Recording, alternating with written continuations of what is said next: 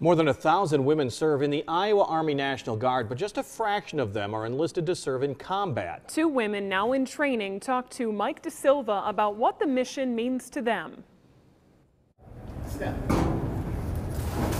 Decision had been made that they would remove all barriers starting January 1st, 2016 for women to serve in whatever role they wanted to in the military.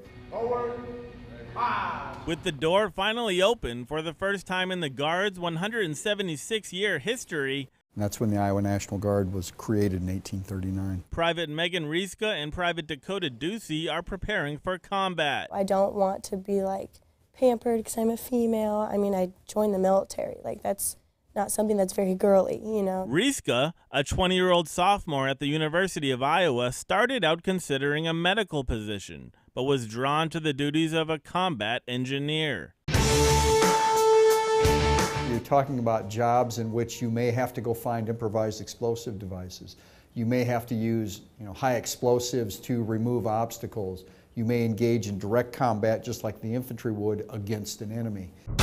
Combat engineer definitely intrigued me. You learn how to build things and like that, and then you learn to be able to blow it up. You learn all the chemicals and the context of that kind of stuff to be able to blow it up, and I think that's awesome. Combat engineers construct fighting positions, bridges, obstacles, and defensive positions, placing and detonating explosives, clearing routes. For Rieska, it isn't just a job. Military service is part of a family legacy. It was something that I looked up to them for. My grandpa's told me stories. My uncle has told me stories. It's really cool, but I didn't actually think I would ever do it.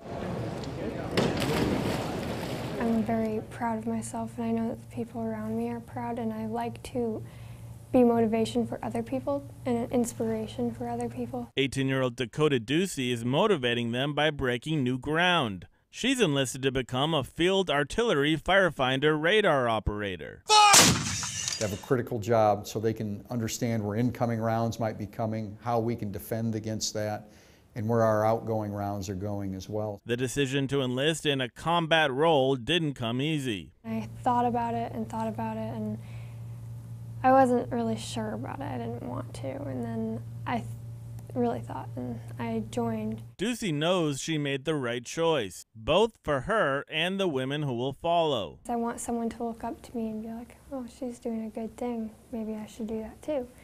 So, yeah, I like to be in this position because there are people out there that think that they can't do something, especially girls. Ducey and Rieska are proof that women can do it, taking part in training, drills, and meeting the qualifications for positions once restricted only to men. I'm doing something that once upon a time females couldn't do at all, and you just have to believe in yourself and not be put down about it.